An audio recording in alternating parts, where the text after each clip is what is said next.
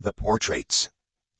There was a hunter in the woods, who, after a long day of hunting, found himself in the middle of an immense forest. It was getting dark, and having lost his bearings, he decided to head in one direction until he was clear of the increasingly oppressive foliage.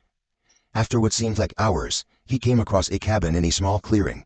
Realizing how dark it had grown, he decided to see if he could stay there for the night. He approached and found the door ajar. Nobody was inside.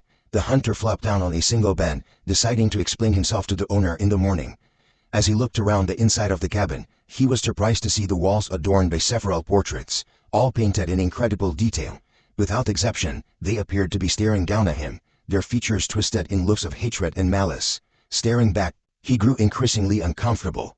Making a concerted effort to ignore many hateful faces, he turned to face the wall, and exhausted, he fell into a restless sleep. The next morning, the hunter awoke. He turned, blinking in unexpected sunlight. Looking up, he discovered that the cabin had no portraits, only windows. The statue. A few years ago, a mother and father decided they needed a break.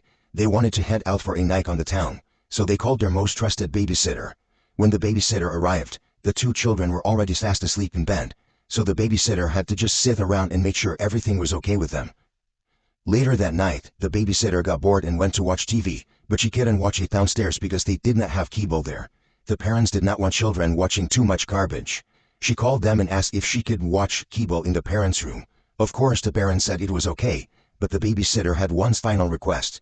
She asked if she could cover up the angel statue outside the bedroom window with a blanket or cloth because it made her nervous.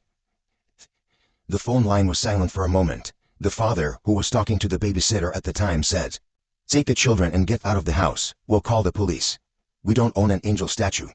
The police found both of the children and the babysitter slumped in pools of their own blood within 3 minutes of the call. No statue was found.